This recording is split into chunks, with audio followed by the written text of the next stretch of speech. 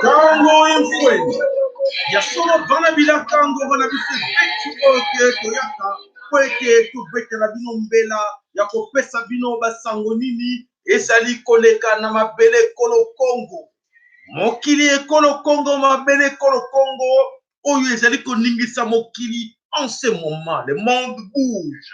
Le monde bouge. Tout le monde parle du Congo. Tout le monde dit ba pays non sur na mokili ezotale na ba projecteur na bango sur Congo. Congo mboka ya yo. Mboka na yo mama. Mboka na yo papa. Mboka na yo elenge. Et alors, c'est à toi de décider. Oui. Qu'est-ce que tu vas décider? Il est temps que tu dois décider. Et si vous voulez bien, vous devez décider. Pour na sort ya mabede na bino, sort ya mboka oyo nzambe apesa bino. Mes chers amis, c'est à vous de décider. Ce n'est pas quelqu'un d'autre qui va décider en ce moment. Donc, décidons. Décidons. Tout décider. Tout zambela. Tout lap, tout loba, nini tokosana pour na mabele kolo Congo. Ce n'est pas quelqu'un d'autre. Personne d'autre viendra décider à ta place. Décidons. To banana niko pesa matuna. Na tata nzambe, nzambe, nzambe. Oya so kwa lubaka balubaki. Nzambe ya kufa kate. Tango nzambe ya kufa te, akokufa te. Yango te like na biso to. Oto ko bena bele kolo Congo to zali kozela. Eliki ato yeko tiana maboko na nzambe. Po ete baboma biso, banyokola biso, bena Congo akufa, bena Congo, balobaka na nini, bana na nzambe, bana na nzambe, ndima yango. Et alors, c'est à nous de décider.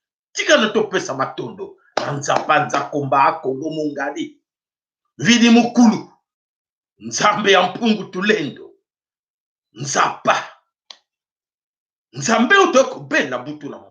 Oaza koyoka kolela ya bana Congo kolela ba oyo tolela to se victimiser mingi nzamba lobi ne pleurez plus, mettez-vous debout, combattez votre ennemi, chassez votre ennemi, cherchez à savoir qui est votre ennemi.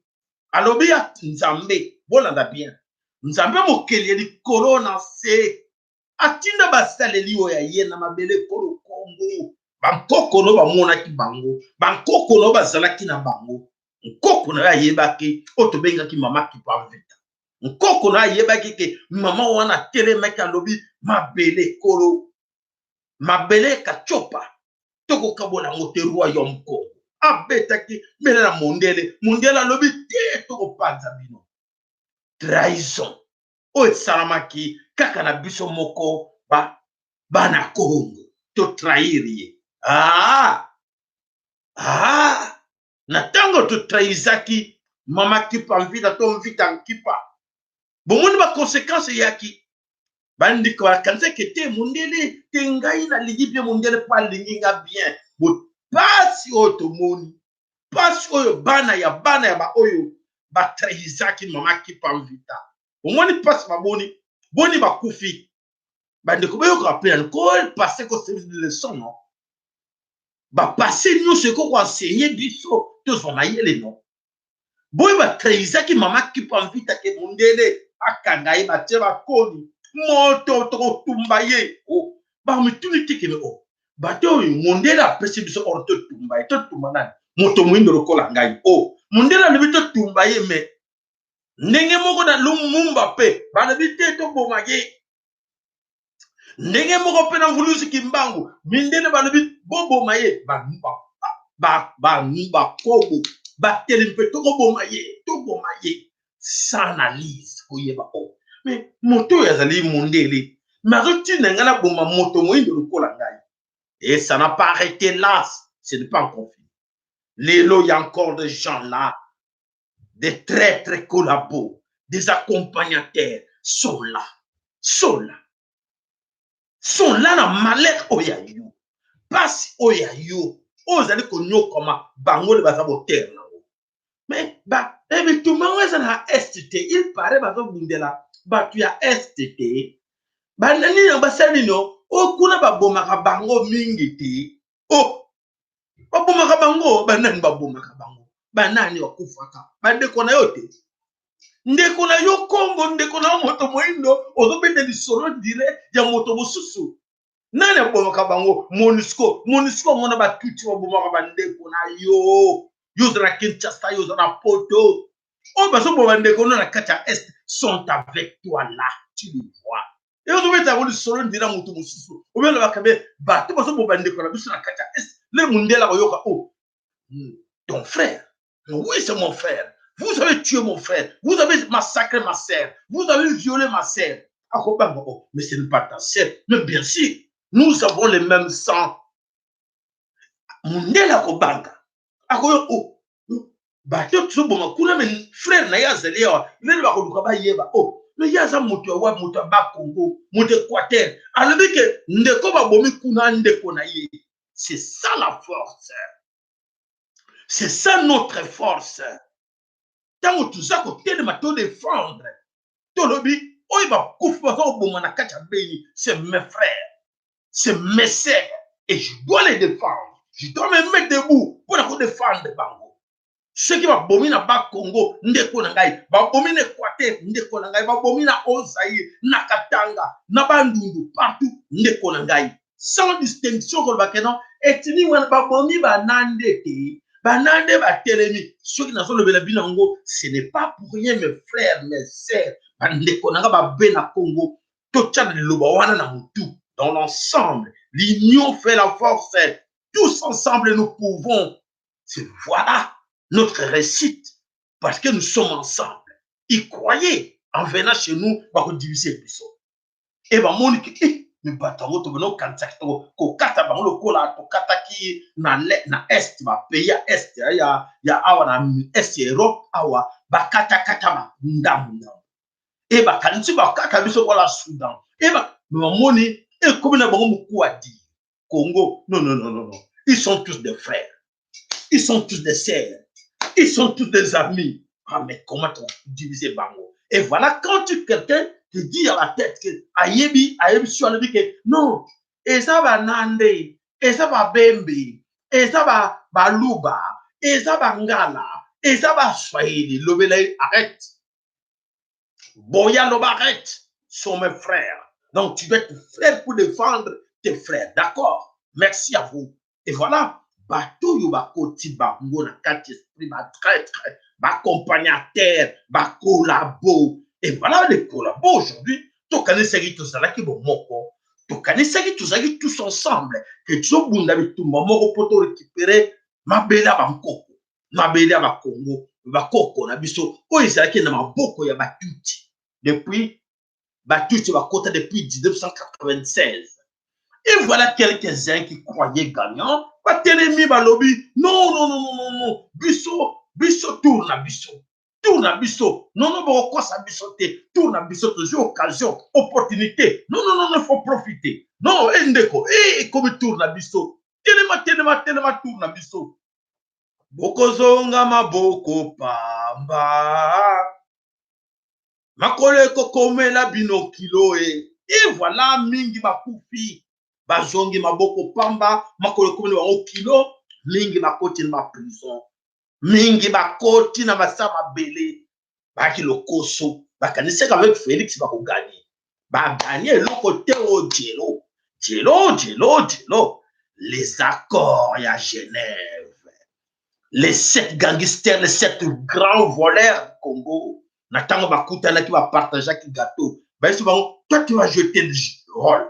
Na moment boyo jeter le rôle. Ce que corrige de bengi église. Yo na moment jouer rôle boy. Ce que corrige de bengi le multinational va financer yo. Ce que c'est comme ça c'est que c'est préparé. Bakena na Nairobi.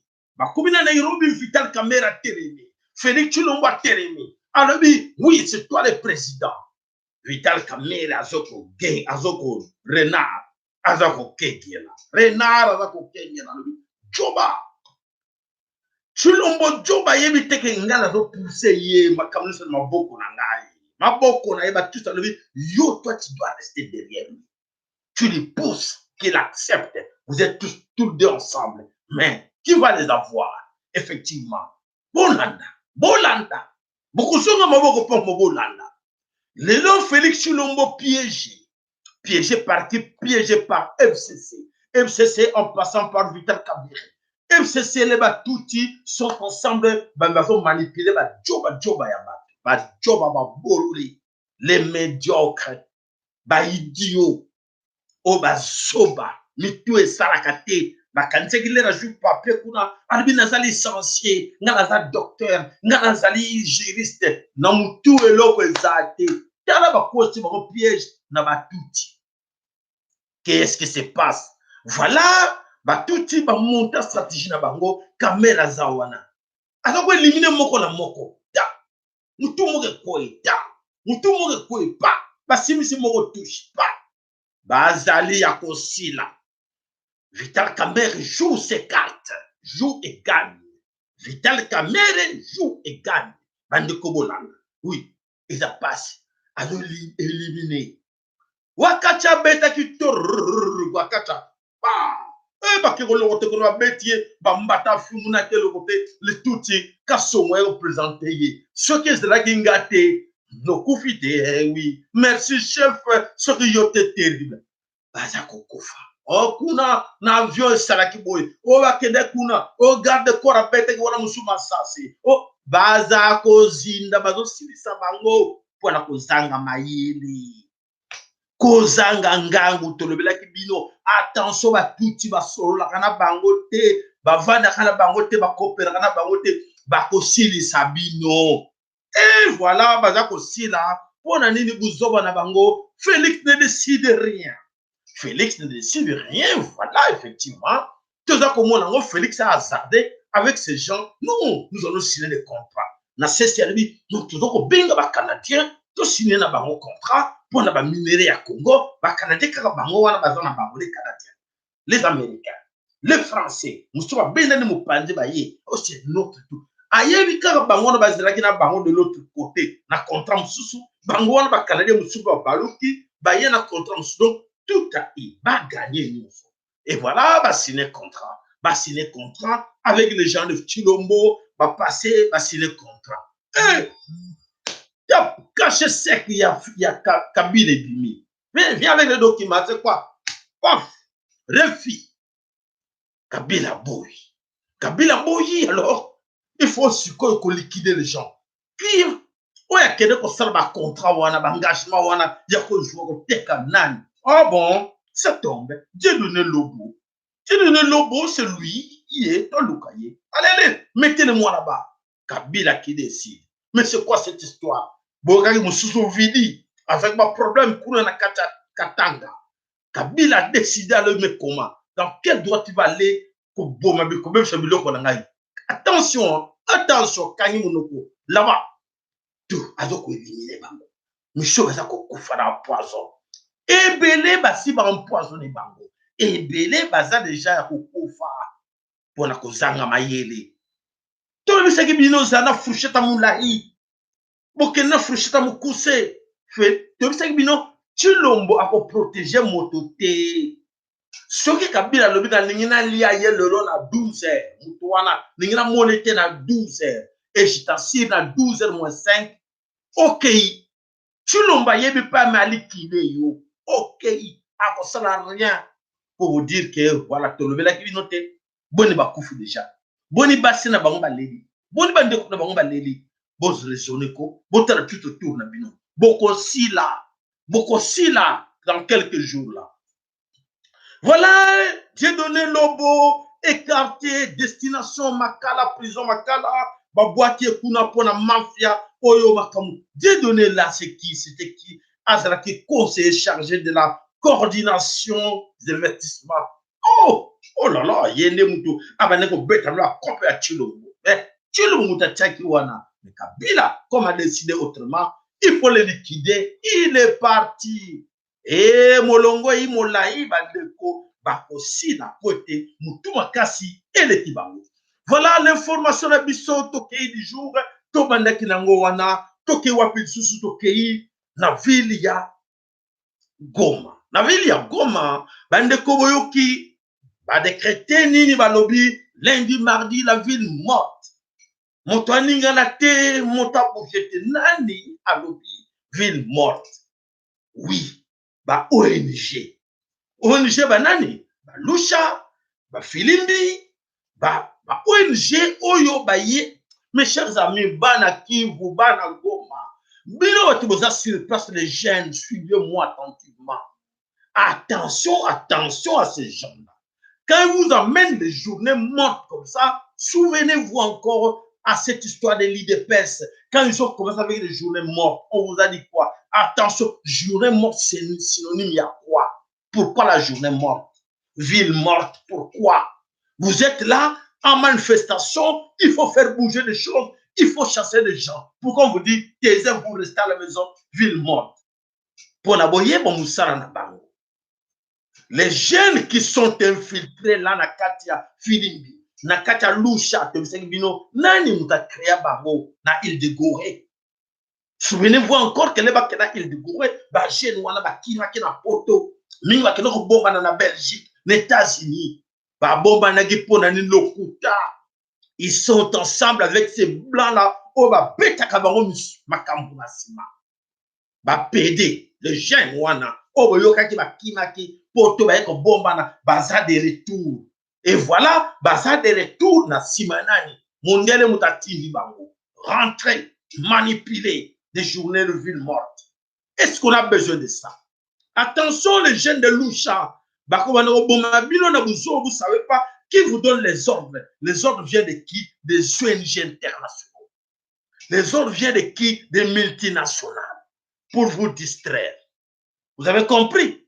Les jeunes, oh, vous avez Katagoma, na Beni, attention, attention. Les jeunes là, oh, vous avez responsable à tête, ba leader ya Lusha, ba leader ya Filimbi. Attention, Bolanda, Bolanda bango de près. Ce sont de plus dangereux. Ba yaki na poto, ba kenda na poto, na Amérique, na Belgique, na France. Qui les commande? Ils se cachent là. Les multinationales, les ONG, pour en charge, si na Congo Kinshasa. Na prendre bilan, besoin avec beaucoup d'attention, attention avec les villes mortes. On a vécu cela dans la carte politique, dans la carte, il est presque dans la carte rassemblement. Le résultat est là. Il fait le travail de qui? Et qu'on enseigne binoté cette histoire de villes mortes. Et qu'on enseigne binoté à quoi sert de villes mortes? Pourquoi? Attention, pourquoi cela? Pourquoi couvre-feu? Silence. Nous, on récupère la situation. C'est ça l'objectif. Silence. Nous, on récupère la situation. Ville morte, Moutaninganaté va récupérer la situation. Attention, attention. Ils sont là. Ils sont liés ensemble. La Kanesi et côté Amino. Oui. Et voilà, Alpha Blondy a dénoncé un musicien. Oui, artiste musicien, a télémis à lobby Congo. Congo, MONUSCO dégage. On se pose la question. C'est Alpha Blondy à Sengi pour, en tant qu'Africain, à lobby. Non, allez, dégagez le Congo, dégagez au Congo. Dégagez-nous ces gens-là au Congo. Est-ce que les artistes congolais, Bango, Bamoko, Bazali Wapi, pour passer le message? Voilà, pour comprendre à qui vous avez affaire sur demain, qu'il faut se rendre compte que oui, on avait affaire avec des criminels que tout le monde croit que et ce sont des criminels. Voilà, Bandeko, Oyonso, et Zaliko, les Kanama, Bele pour le Congo, c'est à nous, c'est à moi. Comme yo, on décidé qu'il est temps d'arrêter, Babouzoba, Oyonso, Bazali Kosali la biso. Bande comment on sommet le Congo depuis hier samedi, la présence, voyez Bakiango, ya Motoyo, na Monisco, na Congo, ya Jean-Pierre Lacroix. oyo kobakisa mafuta na kati ya moto explosion. Oui, ayaki akanisaki que Jean-Pierre Lacroix oyo azali responsable ya ONU. Alors non, non, moi quand je vais aller là-bas, les Congolais vont avoir peur de moi parce que c'est moi le responsable. Je vais mettre des ordres, je vais mettre le point sur les i. Ils vont comprendre. Bien au contraire, parce que bravo les Congolais, bravo vous les Bénin Congo, vous avez compris. Vous avez compris, il faut plus accepter qui que ce soit. Ils étaient tous ensemble, ils savent ce qu'ils sont en train de faire. Et nous, on dit, attention, attention, attention, ne venez pas pour nous mentir. Ne venez pas avec votre discours démagogique. Alors, ceux qui ont un discours, parce que on a comme un chômeur. Parce qu'ils sentent Jean-Pierre Lacroix, le français, Emmanuel Macron a dit dépêcher, allez vite, il faut les calmer. Il faut trouver des solutions, sinon nous allons devenir les chômeurs. Ils vont se mettre debout, c'est fini. Où va aller? Nous allons aller où? Monisco, ils vont être des chômeurs de pauvres. Non, non, non, non, non, ça il ne faut pas. Et voilà, aïe, Zokate, Tata Nzambi, vous nous kimbangu, maman qui parle vite. Bankoko ba terimba lobi, lokuta na bino, boko longa biso le soute, boko saki biso, bobo mele biso bana, bobo mele biso bandeko, bo violer bango, bo zu nyosho ya biso, to tikali nzala. Ah non, c'est fini. Et voilà l'homme en question, on a aïe, abani kotkeni même, mubulu et bani koma. Donc, aïe kota mafuta na moto, moto za kope la kaka. Nenge papa fora lobaki, tokotala, esika nini ya kosuka. Et dans l'entretemps, bandeko, pour votre information, la Fédération internationale de football, Oyo et PC responsabilité tout et pas ya Moïse Katumbi. Bandeko Bola. Va décider quoi? Voilà la décision qui tombe. Oui, nous allons construire des stades. Nakati ya ville ya Beni, nakati ya Butembo.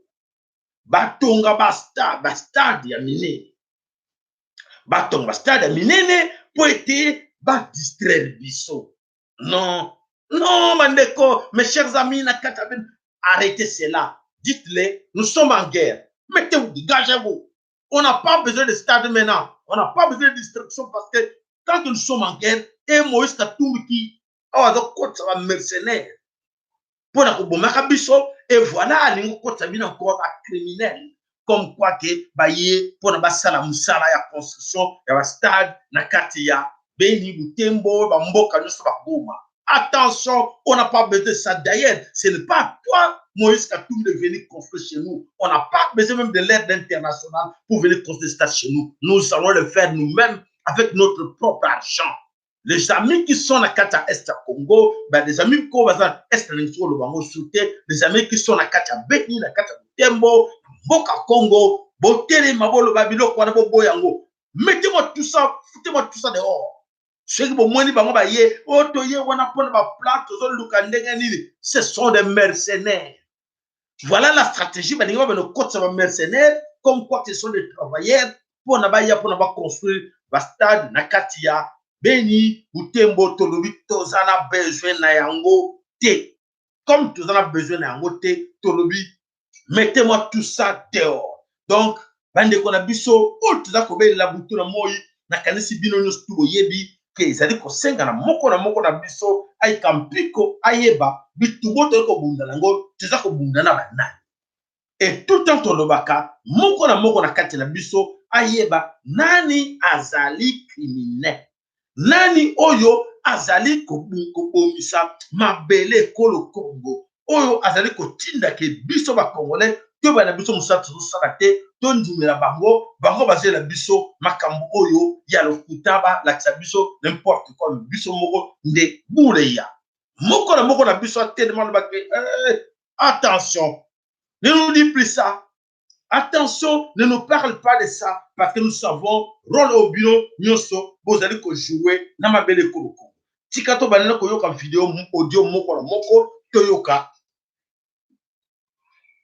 Shalom à toi groupe, shalom famille. Kwa jina mimi naitwa jina Prophet Joshua Kalala. Non, c'est là. Sorry. nakanisi tokobanda na wana te, tokobanda na audio oyo.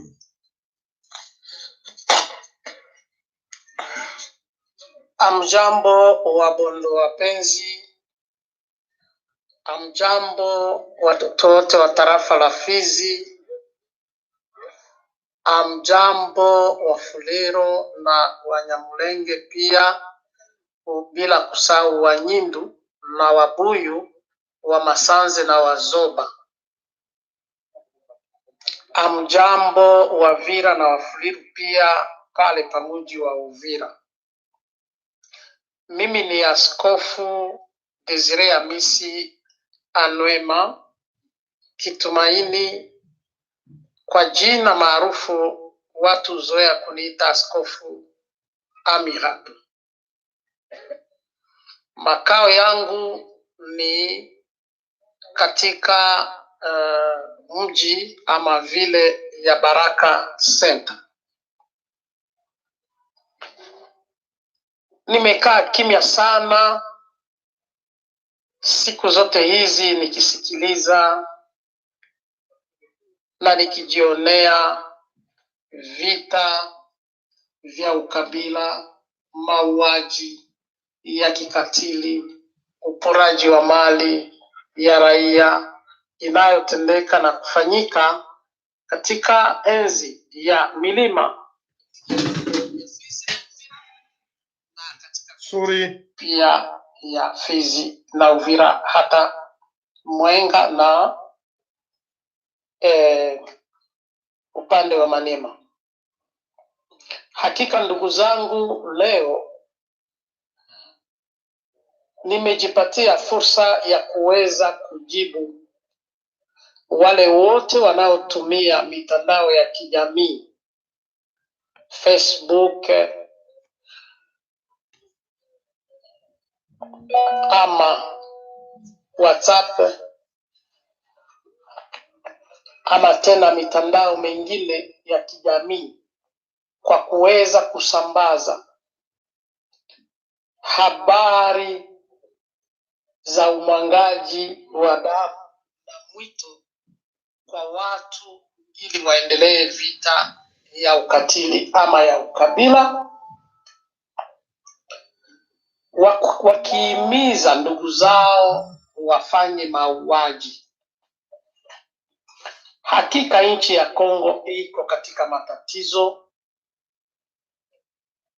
Nchi ya Kongo inajitafuta ili tuweze na sisi kuinuka katika maendeleo kwa njia moja ama nyingine.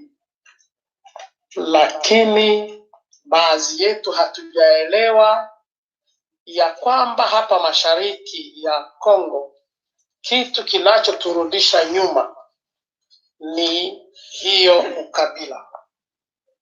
Nimeshangaa sana kwa watu na wandugu kuhimiza Wabembe waweze kuwaua Wanyamulenge wote wenye kupatikana katika miji yetu, na hata kuwaua wakaaji wote ama ndugu zao wote watakaopokea watu wa kabila la Wanyamulenge, ama kuwauzisha sijui parcele ama kitu moja kama hivi. Wanatuma hata maaudio ya kuweza kulalamika na kuita watu wafanye genocide. Kwa kweli jambo hili limenikera katika moyo wangu, na hata kama mtanitusi na kunichukia kwa ajili ya audio hii, kesho mtanipatia sheria ya kwamba kwa kweli tulikuwa na mtu alikuwa anatushauri, lakini sisi wenyewe ndio tulifanya moyo mgumu. Voilà bandeko bana nsome ekolo Congo, Barwande bazali kolela na kati ya Baraka, po bazali kosenga bandeko na bango babima. Bandeko na bango babima po ete bango balobaki balelaki. Soki tozo kotia na bino ba audio yo pour vous dire que na kati ya Baraka Barwande o babandaki kolela balobeke biso tozana biso le kambote, tozali na kobanga, tozali kolinga ke tozana bino esika moko to cohabiter na bino esika moko. E moto kosi biso zali Ruberwa, Moïse na Rungabo, na nani na oyo nani Kabila na Kagame. mais bayoki Kagame alobi ayebisi bango bobima asengi na bango bobima e ruba rwande wana batuti babalengulenge moko na bango ayebisi bandeko te ke no bandeko bayebisi biso tobima paso tobimi bango bandeko Kagame Kabila Kagame azoko attaquer na kati ya baraka alobi eloko te. Voilà mes chers amis pour vous dire que ces gens-là il ne faut pas les croire. Ce sont des serpents à multiples têtes. Donc c'est à dire que voilà ce que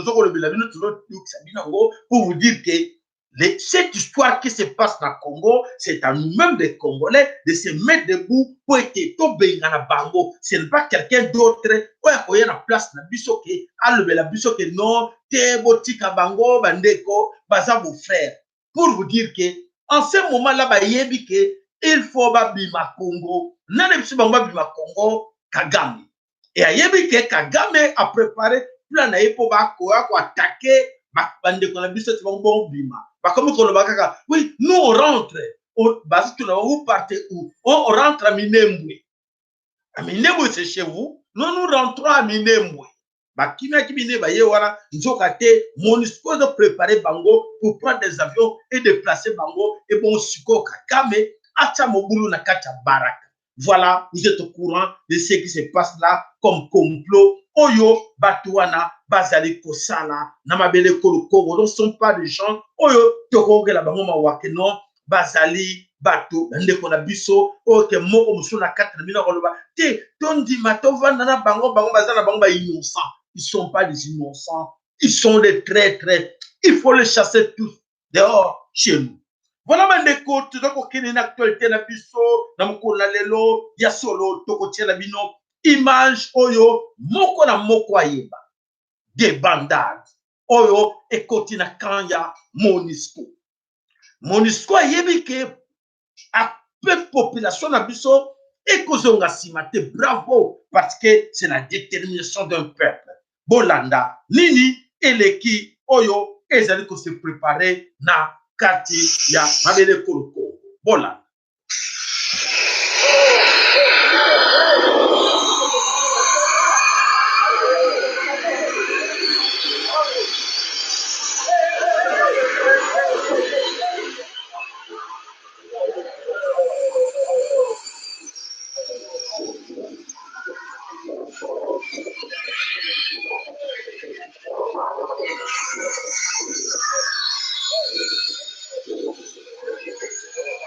Voilà, bozomona MONUSCO eza kokimisa bato na ye, eza komatisa bato na ye avion, baza kokimisa deja bato bebi ke ekomeli bango de bandage. Bato ya MONUSCO équipe staff ya MONUSCO ebandi kobima na katimini baza kokimisa bato na bango. Voilà bato baza kokima oyo boza komona wana ezali ba élément ya MONUSCO. O ba moni yaki yango bien te to la kabino yango na bokebi nyonso botala ndenge nini MONUSCO ezali kokimisa bato na bango bazali kokima. Bayebi ke c'est fini pour na bango. MONUSCO ezali komatisa staff na ye eza kokimisa bango tala biloko bango bazo komata hélicoptère bazo kelwa destination inconnue pona Rwanda pona Uganda bazo kimisa déjà staff na ye. Donc c'est à dire que partagez ça à vos amis lobele bango ke population tango ekoki toloba adieu à ces gens oyo ya MONUSCO des businessmen à MONUSCO babani ko kima déjà babani ko doit hélicoptère na bango destination Kigali destination Uganda bakende bakozonga lisusu te Congolais moko akondima lisusu te ayoka ke MONUSCO ezongeli biso. On n'a plus besoin de tolobi MONUSCO des businessmen au Congo, sortez, dégagez chez nous. Voilà bandeko 3700 touti à Kisantu déjà. Oui, 3700 touti sont à Kisantu. Comment sont-ils arrivés là? Voilà avec l'appui à MONUSCO avec l'accord. Il y a Nemo Semi Tocham Sapi avec l'accord. Il y a Antoine Gonda. Basali tout ba kosi kosi autochtone na katia ba Congo. Ceux qui vont moni ba tuti ba tondi na ba Congo na Kisantu na Mbanzangungu na ba mboka wana tuko ba na Mwanda ti na Kisantu, c'est-à-dire avec l'appui de quelqu'un on va signer ba accord que kotisa bango ba kota na mabele kolo ba kota na katia Congo central ba koti na katia Congo central. Est-ce que ce qui se passe na Katia Est, na Katia Kivu, et je crois que ce n'est rien. Bateau le bino bozako yamba na Katia Ba Congo. Na Katia Ba Congo bozako yamba ba côté na Katia Centre Congo. Et je le bino rien ba crime bateau ba sali na Katia Est Congo. Et voilà, parmi vous, bazo mona ngo encore la légèreté, oui, il y a pas de problème, sont nos frères selon Bango. Zalana bango mais ba bosani ba crime oyo bato wana basali na kati ya Est Congo ke lelo na kati ya Est na kati ya Beni na kati ya Butembo bato baza kolela bato bakufa e bande kaka boye e bande ki boye bino bande ko bozali nzinga ya Kisantu boza komona baza kokota bozo sepela bango. Est-ce que bato ya Kisantu baza na poto bazate?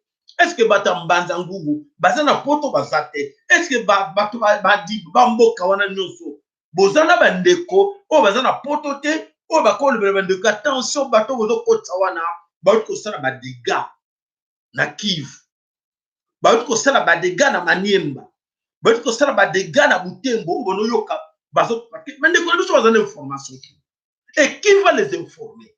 Ezan yona ngai te informer bango. Mais yona ngai obete informer de la biso toujours informer bango te to banika ka toujours kokota na kati ya makambu oyo benemi bazali kosala pona ko tromper biso bande ko bolanda.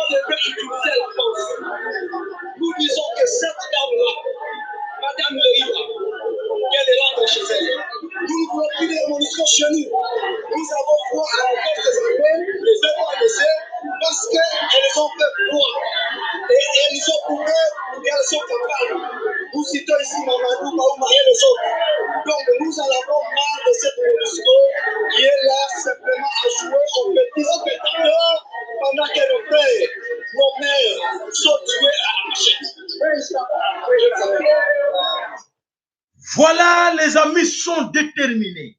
Bandeko baza déterminé et décidé de faire partir la MONUSCO. Bolanda bandeko, bandeko na ba mama ba telemi. Il ne doit accepter, il doit initier cette armée ici, des infiltrés rwandophones. Ils sont pleins là-bas. Ils se mettent avec la MONUSCO pour oublier les actions des FARDC. Bien sûr, je sais qu'il y a aussi des FARDC affairistes.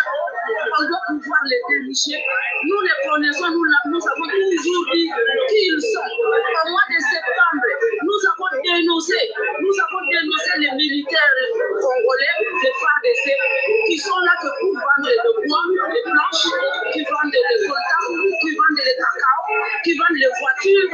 Nous avons donné les noms de ces gens-là, de ces officiers-là. Et nous avons demandé au chef de l'État de les enlever de Béni, de les enlever du front.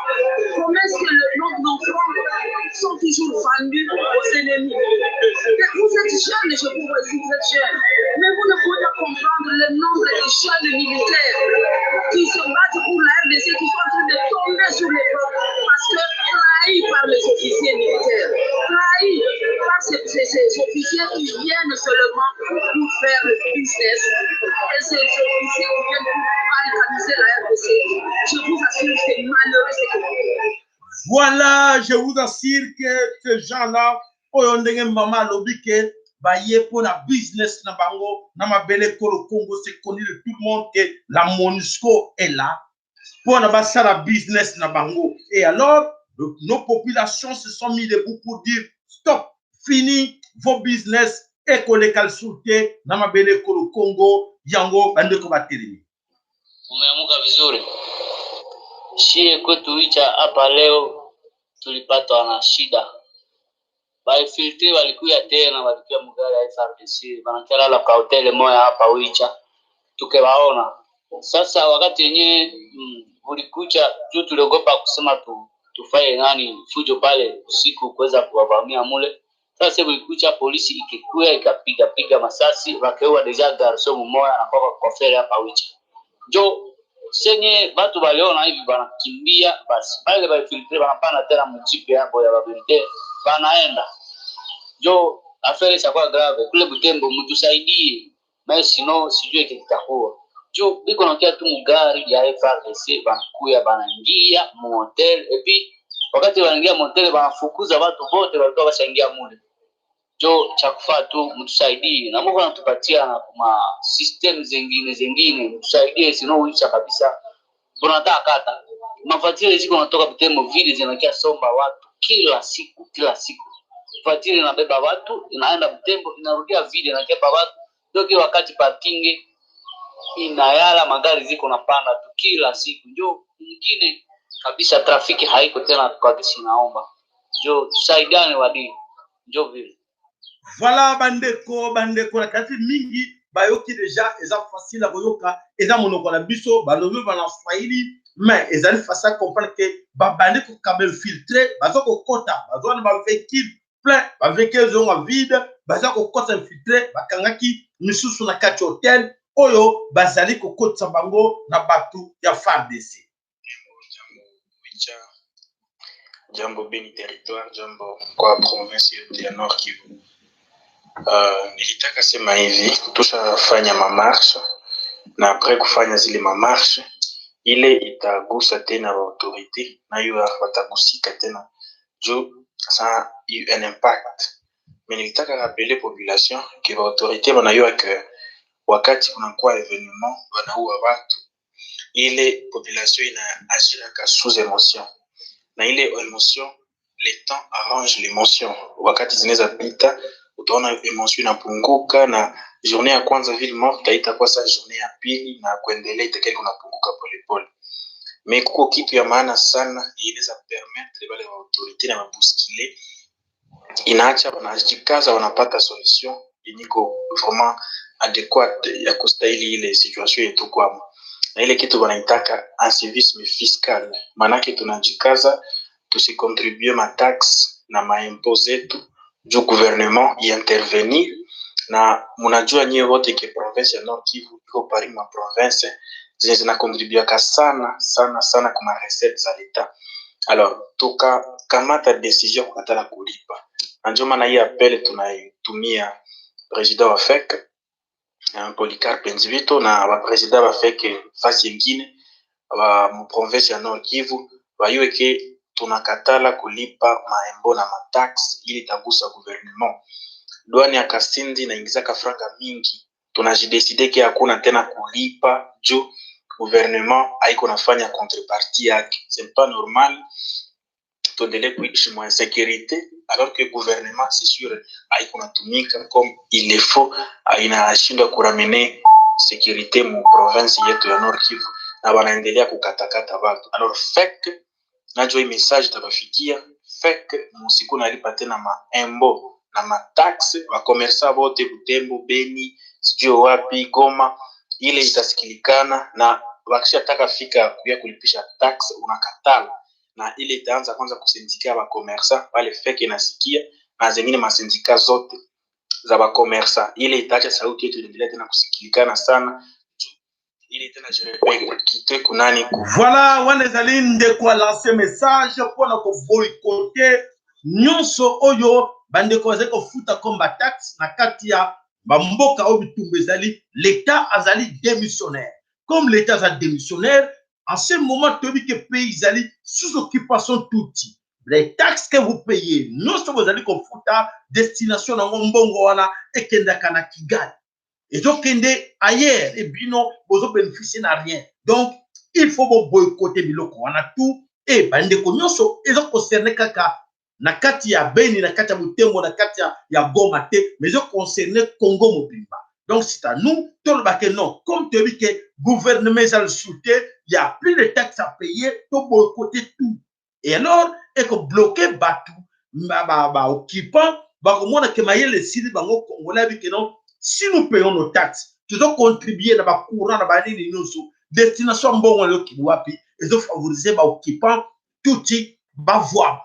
Donc, c'est-à-dire que tous les mesures, pour boycotter tout, pour casser l'économie dans Bango, surtout casser l'économie dans Bango, que sur occupation, on ne paye rien. Et voilà, Bandeko, et que ça, va comprendre que tout y Bango, question des occupants.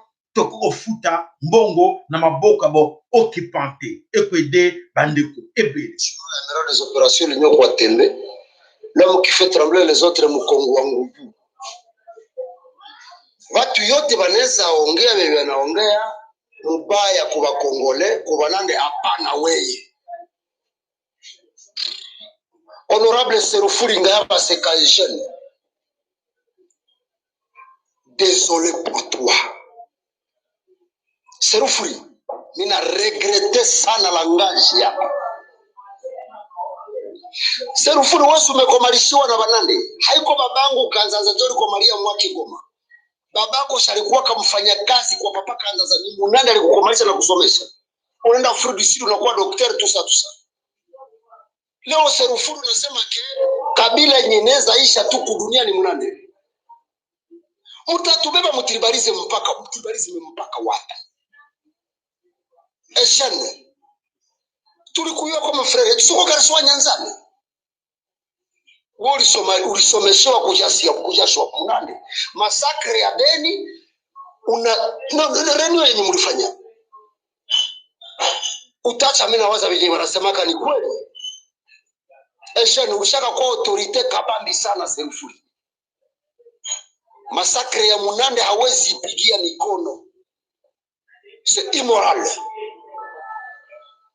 Sisi tulikukomalisha nule nande tulikukomalisha weye sie banande tulikuwa na tutumika na baba. Voilà, il fallait qu'on passe un message wana na ndeko o wana Séraphin oyo azali ko trahir mboka, il fallait quand même boyoka eke ndeko atina message to lekisa boyoka ngo Séraphin aye ko comprendre que message o batindeli bato abutero et plutôt to bana makani niko Beni. Muangalie pale kumiti ya dada usiku pale kumiti ya dada renyu kuna kwa nafanyika pale busiku, muangalie sana bato wa Butembo pale kuko nataka fanyika masakre ya saa ya Beni huko, muangalie pale bie pale mupaone bie, na kama muna reve mutasemaka niliongeaka, muangalie pale kumiti ya dada usiku marenyo kuko ba patro benye basa jiunga na basha jiunga na banani na Banyarwanda. Njole patro alikuwa na Banyarwanda biko pale kumiti ya dada. Muangalie pale kumiti ya dada. Pale kutatoka maneno itatoka pale. Muone bie pale kumiti ya dada pale kutatoka maafere. Baigorigere batafika biko pale bataanza fanya kazi pale. mwone bie sana. Bato wa Butembo, mufungule macho pale kumikada. Voilà, bandeko ezalaki ba message très important, il faut tolekisa ngo po ete bandeko bayeba musala nini oyo bakoki kosala po ete bango bato bazali na kuna na mabele ekolo Congo, bango bato bazali obligé balanda pe bapesa mateya nini bandeko mosusu balamuka na yango. Bandeko bana somi ekolo Congo ya solo ete tango ekoki bolanda nini oyo ezali koleka. Tolingi tobisa bino procès oyo ya Bosco Tanganda. Bolanda est important, ne fût-ce que même quelques minutes, to mekanan koloba di kambo ya Bosco Tanganda oyo Bolanda nini eleki na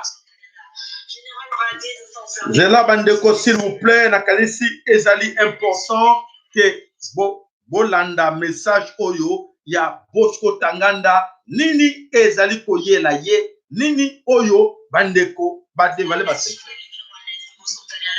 Général radié des forces armées de la RDC ne fait l'ombre d'aucun doute. La Cour pénale internationale qui a dépêché à Kigali une équipe de ses experts pour son transfèrement à la Haye confirme sa citoyenneté rwandaise.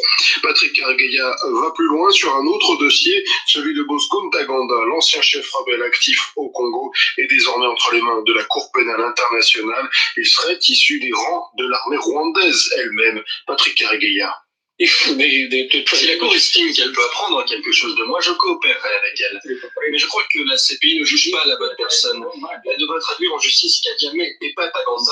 Parce que c'est lui qui l'a choisi au Rwanda et l'a envoyé dans l'Est du pays. Alors pourquoi s'occuper des symptômes et pas de la maladie? Donc vous affirmez que Bosco Taganda est rwandais et pas congolais? Oui, bien sûr qu'il est rwandais. Il était dans l'armée rwandaise. On l'a choisi, envoyé auprès de Lubanga et on l'a approvisionné en armes. Donc, quand il cause tous ces problèmes, le coupable, ça ne devrait pas être Taganda, mais Kagame. Taganda a juste été déployé. Donc, ces événements sont de la responsabilité de son commandant. Il est... Voilà, bandeko, en bref, pour vous dire, c'est ce qu'on dit tout le temps. Pourquoi Kagame est en liberté? Pourquoi Kabila est en liberté? Pour vous dire que voilà l'injustice aux Koleka, Namukil Mobimba, Monisco, Azanakati, Paul Kagame est là-dedans. Et Bosco Tanganda, oya boma batu. Batu non bakunda batoir, baboma batu. M23, baboma batu. Mouissa na mouissi, aboma batu. Mais comment ces gens-là sont en liberté? Donc, ça veut dire qu'ils ont rendu un service à qui? Aux Français, aux Américains, aux Canadiens. Et alors, aujourd'hui, ils sont là, Monisco, Azaliwana. Voilà, vous avez raison. C'est les gens, comme on dit, que Bandeko, vous avez raison de chasser Monisco. Voilà, tu dois se dire, Makambo, tout que vérité, Bandeko Bimanakata Mokili et Bandeko Nimisa Mokili. Pourquoi de ne pas arrêter Paul Kagame? Pourquoi de ne pas arrêter Paul Kagame? Parce qu'il a été commanditaire de ma crime commanda 1994. Non, parce qu'il est là pour les intérêts des autres, les intérêts des Allemands, les intérêts des Français. Alors, il rend un service aux Américains et aux Français, aux Belges. Il faut les protéger. Et voilà, c'est pour cela qu'il protège encore Paul Kagame. Donc, pour te suivre le dossier, on a ezalike pour la ça ne sert à rien de croire tous ces gens-là que vous voyez là en défilé, et Jean-Pierre Lacroix, tous ces monde que vous voyez là, bazoya pour l'intérêt na bango, bazoya te poété, ba na intérêt à bino, ba bena Congo. Voilà, na kata Nord Kivu, bureau et gouvernement détruit, 3 policiers tués et plusieurs tabassés, caillassés par la population. Les locaux, ba botoli minduki na bango nyonso, population commis très bien armée.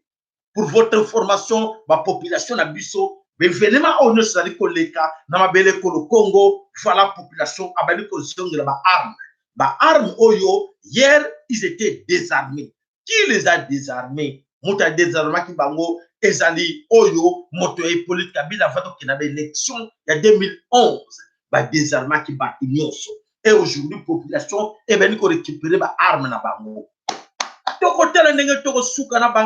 Pour vous dire que ezali ya konginda na mabele ko Congo et konginda parce que bango balingaki bakanisa kitoki ba bolole on connaît toujours qu'on massacre biso, qu'on boma biso, et voilà, bandeko, balobi, ne vous en faites pas, ils sont là, ils savent ce qu'ils vont faire, que aujourd'hui même MONUSCO, on a ceux qui vont imiter, ah, et qu'on s'allait la bango mabe, pour être, oh, ils allaient couiller la bango les bousseaux, banco, va télémi, banco, va télémi, batutu, va télémi, oh, ils allaient couiller les bousseaux la bango, et qu'on s'alla, benda bika, ceux qui va imiter. Ah, tokoye badel. Tout ça, on a besoin de kimate parce que notre conteneur est encore vide. Voilà, il faut vous dire la vérité. Les conteneurs sont encore vides. Oyo ba massacre banga celle na kati au Congo, ils n'ont pas encore payé cela. Et voilà, ils finiront par payer cela. Qui? MONUSCO, FARDC, Kagame, Kabila, tous ces gens vont finir par payer. Voilà tout qui est dans le monde pour être ngongé bete et kei mosika. L'affrontement au eleka qui namboka mi enge. Babenga kango ndenge wana. Mboka wana koma nango mi enge. Affrontement et salamaki ya makasi lobby. Qu'est-ce qui s'est passé na kacha mi enge? Alors, bande ko la biso bayeba kike na kacha mi enge nzokate FARDC tuti Kagame avec la complicité à MONUSCO, basala tout ba récupérer mboka wana ba siège ngo mboka na kombo ya miyenge. Alors ba installa ba tout wana ba ngomino ba installa bango na base ya MONUSCO là-dedans. Alors nos frères aussi ba dit que non, notre village faut le récupérer. Il faut récupérer le village oyo miyenge.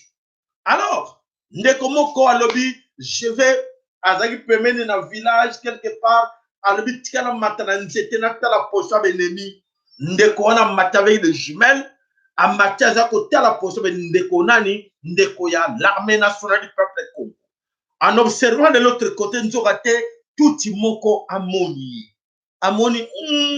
o efwa za l'armée du peuple Congo autochtone tout wana l'air amoni ndeko pa moni que tout wana moni tout est que sinale bandeko na bango ndeko na pakiti amoni déjà plan tout est que sinale yepe ndeko wana akei l'air akei azongi na camp ya l'armée nationale du peuple Congo.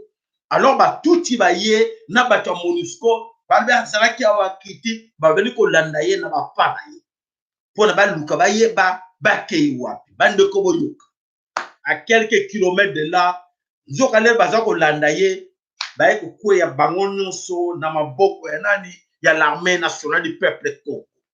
Affrontement et bandi wana na mboka wana miyenge. Affrontement et bandi ya ko sakana te ba betani lokola boy ben visible. Vous savez bino moko tant ben visible ba beti lumbe na bango. Ba beti ba oyo ba ngomino na ba MONUSCO, les casques bleus, pour bazaki ensemble, voilà, on savait que c'est vous. Tu as pas piéger bino. Comme vous voyez, pas la biso, beaucoup joyamou. Donc, ba MONUSCO, bazalaki, bazwaki, miyenge en otage, avec le ngomino touti. Voilà, on vous a prévenu que, toko zanabino ba blague te bateau que non, c'est l'armée nationale du peuple Congo, ils ont peur de la MONUSCO, C'est fini cette histoire.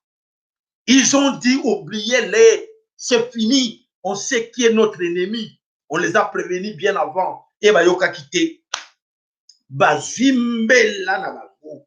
Lumbe na bango bazui. Et voilà. Oh, bomoni, bakei vadio. Sans retour. Bakei misusu bakangaki bango bakangi bango misusu babwaki bateni mwisi ya sasa mais bakangi wana oyo misusu lumbe na bango misusu pe o bakangaki lumbe babani kolanda misusu wana bapakaki babwaki tout. Donc bandeko na biso ba récupérer tout ce qui est arme lourde ba récupérer nyonso eza na maboko ya bandeko na biso l'armée nationale du peuple Congo. Donc pour votre information que mboka auto bengi na kombo miyenge. Voilà, c'est comme ça qu'il faut prononcer cela. Miyenge récupéré par l'armée nationale du peuple Congo à partir de la nuit. La nuit à lobby, bande ko na biso ba récupérer village wana ezongi na maboko na biso. Ils ont récupéré et les armées lourdes nyonso ya MONUSCO.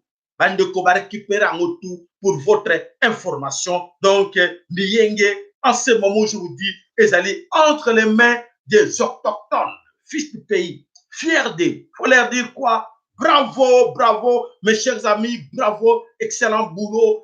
Nous sommes ensemble. Et Tata Nzambi Ampungu, Azanabino, Azobatenabino, Ekwacho Sengi Nabino ke, Tozali ne longa ezali nabiso.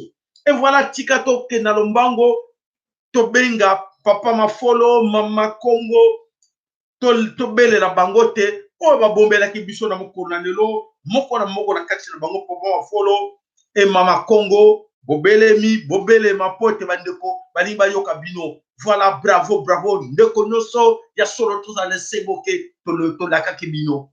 Bandeko ba insister, Papa Mafolo na Mama Congo bobenga. Bandeko ba insister, ba lobi que tant que bomona liwa ya Nzambe te. Elonga ezale pa na yo. Elonga ezale pa na ngai. Elonga ezale pa na biso. Pour que tu beleki bango. N'oubliez pas aussi, nous sommes aujourd'hui le 1er.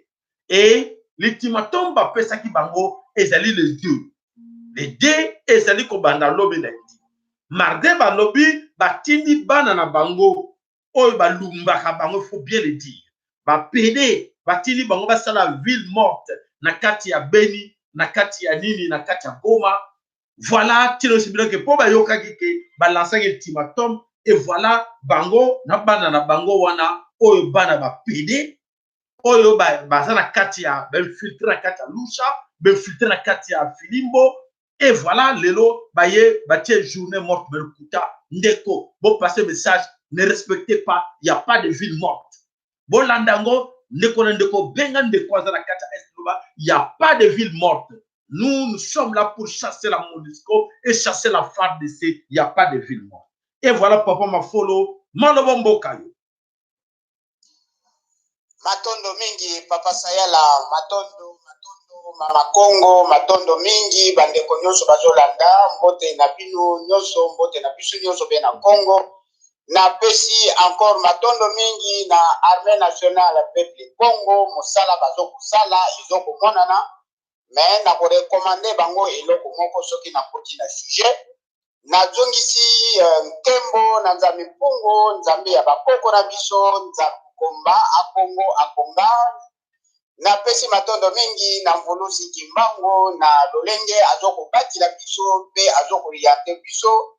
Na pesi matondo mingi na Mama Kimpa Vita yende mokonzi asimbi mampinga ya molimo na ya bibundeli oyo ezali na kati ya mabela Chipongo. Na pesi matondo mingi na bakoko oyo bapesi biso nguya ya bafungoli biso misu na oyo nyonso ezalaki ya kobombama ebandi kobima na nkwasa mopepe ya mpeve ya Congo lokula bafungoli yango ezokotambola lokuta ekomi kobima na nkwasa. Pe bazabolo tobandi kokanga bango moko na moko. Matondo mingi bandi. Enketa. Papa Sayala, bon, c'est vrai. Nazani ba moi sujet koloba, na kolobela makambo ya d'abord MONUSCO na kosimbango, makambo ya na Beni manifestation izala continuelle et puis eloko moko na moni awa ba tuerie na est ndenge balobi ba évêque ya église catholique ya Bukavu bango va décréter journée morte. Je pense au level qui a un menga na kobakisa moi et loko moke parce que je vais citer nommément l'archevêque de Bukavu. Alors, d'abord na banda na MONUSCO parce que wana comité central pour kolekisa ngoti. MONUSCO na sengi d'abord armée nationale ya peuple Congo. Tozo senga bakangila biso mutu oyo Jean-Pierre Lacroix. Batangila biso ye yango parce que ba français ba komi ko sakana mingi na biso. C'est depuis 1960 c'est pas pour la première fois. En 1960, il y a deux gangsters mercenaires français. Jean Scram, de 60 à 64. Bob Denard, au même moment, dans les Katanga et dans les Grands Kivu. Maintenant, Batinde Libusso, Jean-Pierre Lacroix, il s'entête. Nous demandons à l'armée nationale peuple Congo de nous faire arrêter ces messieurs-là. Sa tête est mise en prix. Nous voulons cette fois-ci que, au lieu toujours à Kabasango, la Xabiso Motou, il y a français. Montrez-nous la tête d'un mercenaire français. Que ce soit celle de Jean-Pierre Lacroix ou d'un autre français. Nous voulons la tête parmi eux. L'armée nationale peuple Congo, vous avez cette capacité de nous faire montrer une tête coupée d'un Français. Parce que nous voulons en finir avec ces idiots français envoyés par ce clochard de Emmanuel Macron. La MONUSCO doit sortir impérativement. Ils ne sont pas venus, ils savent eux-mêmes leur mission dans ce pays. Ils ont tout menti. Nous ne sommes plus de petits enfants à qui on les trompe avec des petits bonbons. On vous donne un bon, voilà, attendez, prenez un bonbon et puis l'enfant s'écarte. Non. La MONUSCO doit sortir. Nous n'avons jamais signé de contrat ou d'invitation avec des mercenaires. Ils doivent savoir que ce sont des voleurs, des pilleurs, des assassins, des bandits. D'ailleurs, la plupart d'eux, c'est, je sais bien que les Français batindi, légion étrangère. Dans la légion étrangère, on recrute tous les bandits.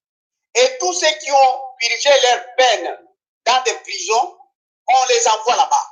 Ils sont de toutes nationalités, même des Congolais qui sont aussi dans la légion étrangère. Alors, pour les Français, parce qu'ils croient que nous, dans Congo, nous avons peur de ce Français-là. Nous voulons la tête d'un Français, de Jean-Pierre Lacroix, ou d'un autre Français comme ça. Nous leur montrerons que nous sommes plus forts que n'importe quelle autre puissance.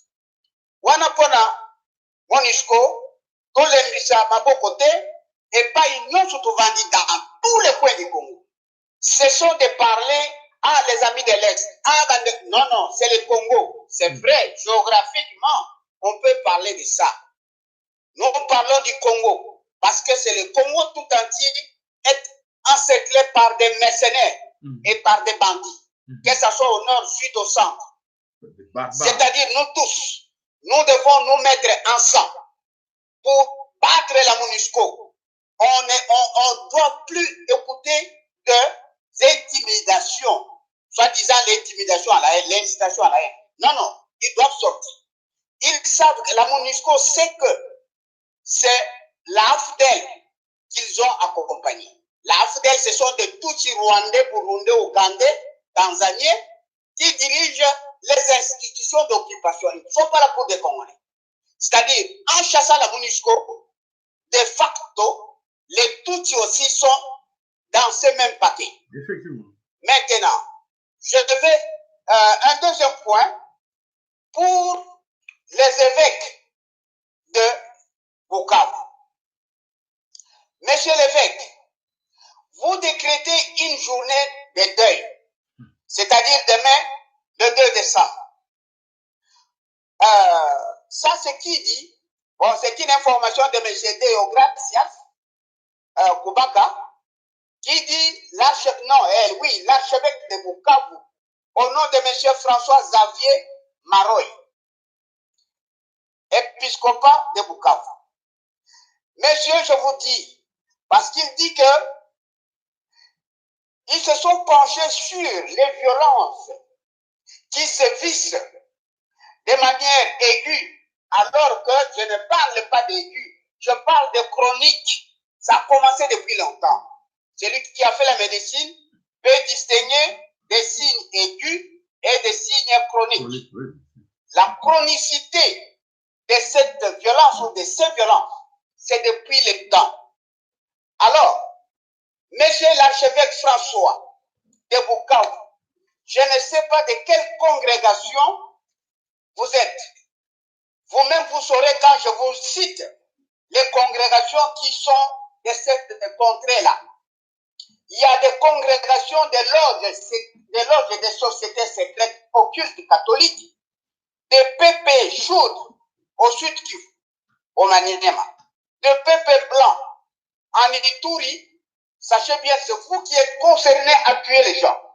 Des PP du Sacré-Cœur, vicariat de Stanley Fall au nord Kivu et le vicariat du Haut-Congo au sud Kivu et au Tanganyika. Vous allez vous-même vous situer de quelle congrégation vous êtes. Alors, nous savons bien que de ce côté-là, vous êtes financé par Caritas. Par Caritas et l'Église catholique protestante allemande. Je parle aussi des soi-disant sociétés civiles. À ce moment-là, au moment où nous chassons, nous sommes en guerre. Il n'y a pas de société civile. Il n'y en a pas. Il n'y a pas de parti politique. Nous sommes tous un. Il n'y a pas autre chose. Cessez ces bêtises-là.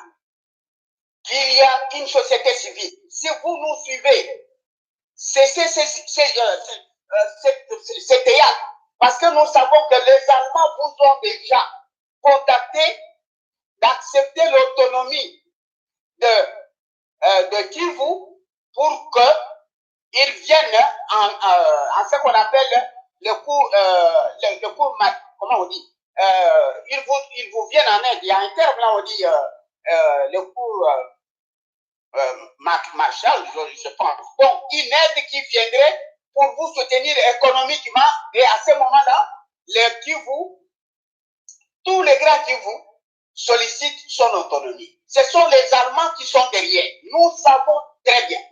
Il n'y a pas à ce moment où nous sommes en guerre qu'il y ait des gens qui se disent de la société civile. Il n'y en a pas.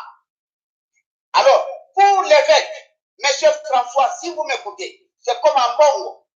Maintenant que je connais votre nom, maintenant que je vous localise là où vous êtes, vous n'allez plus, vous ne serez plus tranquille jusqu'à ce que vous allez cesser. Si vous êtes tous rentrés au Rwanda, si vous êtes Congolais, alors vous êtes un collabo, essayez de vous repentir.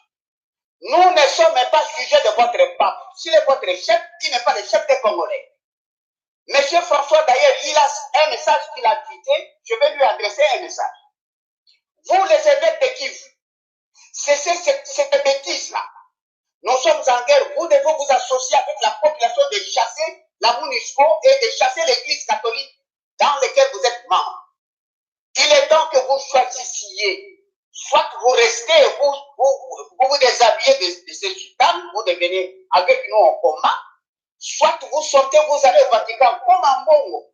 Et déjà, un citoyen italien, il s'appelle Gabriel. Vous autres aussi, je ne vois pas un nom authentique du Congo, je vois François. Tout ça, ça nous intrigue un peu. Faites attention, maintenant vous serez dans notre calendrier, sur notre viseur. Alors, qu'est-ce que François dit? Vous l'appelez François? Oui, moi je l'appelle Monsieur François parce qu'il est le président de la cité de Vatican. Bon, s'il est pape, il est le pape de ses affaires, il n'est pas le pape des Congolais. S'il veut qu'on lui rende le respect, il doit d'abord commencer à respecter le peuple congolais. Alors, s'il ne veut pas parce que le respect n'a pas d'âge, il reçoit ce qui lui convient. À Monsieur François, là vous nous suivez. Vous tweetez, dans un tweet, qu'est-ce que vous dites? Vous dites,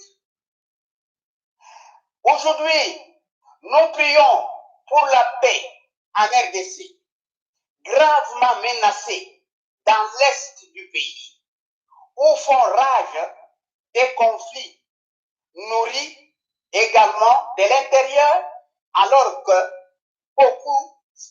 beaucoup trahissent. Mais Ce ne sont pas des conflits, monsieur le pape François. C'est une guerre. Il faut bien placer les mots. Le Congo est en guerre contre le Vatican, l'Église catholique, comme les premiers occupants venus 50 ans avant votre prière bien. Le Vatican a envoyé des mercenaires missionnaires qui se sont appropriés de nos terres. Ils ont construit des villages privés appelés missions catholiques. Qu'on ne paye pas d'impôts, des impôts, des taxes de terre. Des missionnaires, parmi eux, ils ont pondu beaucoup d'enfants qui sont sans père. Et ce sont ces enfants-là qui sèment la pagaille. Monsieur François, suivez-nous bien. Nous sommes en guerre. Commencez à retirer tous vos mercenaires missionnaires. Ils sont venus par la ruse avec du mensonge. Le mensonge a conduit des crimes. Des crimes, aujourd'hui nous sommes, alors vous dites que ce sont des conflits. Ce ne sont pas des conflits, nous sommes en guerre, vous le savez. Mais vous êtes un grand monsieur, non, monsieur François. Mais il faut pas chercher à berner les peuples congolais. Nous sommes éveillés, monsieur François. Nous ne sommes pas sujets catholiques, comment on dit, chrétiens catholiques. Vous connaissez la puissance de nos ancêtres. Alors, c'était monsieur François sur votre tweet, à qui vous dites qu'il y a aussi des traîtres. Mais c'est le gouvernement en place, les traîtres. Ce sont des toutes subventions que vous avez placées. C'est Kanambe, c'est Robert Roy, c'est qui est celui-là, Kamere Waganingini. Ce sont ces traîtres-là. Quel est ce Congolais qui est traître, bien qu'il y ait d'autres qui suivent? Il n'y a pas un gouvernement. Pour les Congolais, ce sont des occupants qui sont là-bas, qui pillent le pays. Il n'y a pas de gouvernement. Vous parlez de quel gouvernement, monsieur François? Alors, pour atterrir sur ce dernier point, je vais parler. C'était une notification. J'ai noté un peu ce que Papa Sayala Louvila, qui est un artiste panafricain, c'est-à-dire, Azoko compatit na pas sur Tozomona na Congo, à Salinzembo, pour que Mawa, pour Kabula Mawa. Mais où est la somme? Mais Jean-Pierre Robert a dit Jean-Pierre, comment Bemba. Non, je veux un piano. Voilà. Conflit. Ils sont très nombreux. Il ne faut pas faire de la publicité pour la bango. Qu'est-ce que vous faites pour chanter? Non, on ne vous comprend pas. Tellement que au content de la franc-maçonnerie, au content de l'eau, il y a ma, il y a un autre qui est bino kilo. Dans la bande de Bazoko, pour les la base, musique, mais Bazo, les là, n'a pas. Mais vous êtes bien notifiés. Bino artistes congolais, vous êtes bien notifiés. Alors, Papa Sayala, n'a sali comme moi remarque, mon et tout mon réseau est dans la boye, on a némonancé. Némonancé, mais il n'a pas beaucoup de la nationalité. Ne serait-il pas de mère tout de suite? Ouais. Là, c'est confirmé. C'est confirmé. Nous avons des précisions. Pour confirmer que maman naye azala katuti. Papa naende donc va préparer qui est tout na Antoine Gonda. Et voilà, bango bazo tromper vidéo ça va congolais. Na moni va tini vidéo moko azo bin azo tambu ça va tout balati va beret rouge quand lobby bango nzoka te na kabamba na distraction. Tata wana azandoki.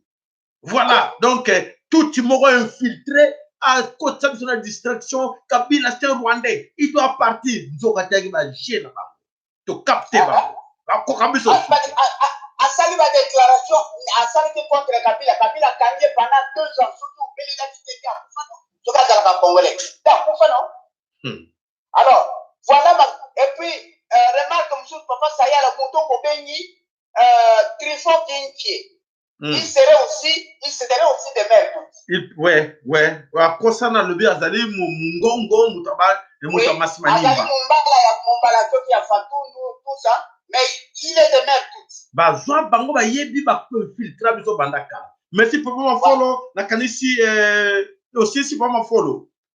na silisi tu va moi remarque na lianga na sala kaya ngwana na bête qui c'était pour la MONUSCO en tout cas il y a pas de marche arrière la MONUSCO doit sortir l'église qu'elle doit partir na ye petit chef na bon François azwa batu na ye akene na bango atonso pa le pas ya papa ça mama tondo papa mafolo ya pona ko informer yo sike moto na yo ambongo tozi confirmation que bato bakufi na kati ya bamonga fula bakrime wana nyotu ezali sacrifice ya ambongo pour votre information. Donc sacrifier bato wana ayebi makambo wana oyo basali pona babomisa bande kona biso ko bakufa innocent na babiloko wana tout ezali sacrifice oyo esengelaki asala na mabele Congo. Voilà, les innocents ont payé cela malheur parce que ezali mawatro to bani koyeba bango nyonso. Matondo mama na biso mama Congo marabombo kayo lo saco papa na biso sayara lo saco na papa na biso makolo lo saco na bandeko nyonso oyo babeleli kolanda biso na pokwa ya lelo. Po na pokwa ya lelo toyebi bino d'abord banouvelle oyo eza kuna na Centrafrique oyo tomonaki pigeon national a voyagé akei kuna na mboka ya Centrafrique. Akei kuna na mboka ya Centrafrique. En fait, akei kuna par invitation ya président na bango na 61e anniversaire na bango ya indépendance. En fait, qu'est-ce qui se passe? La réalité est celle-ci.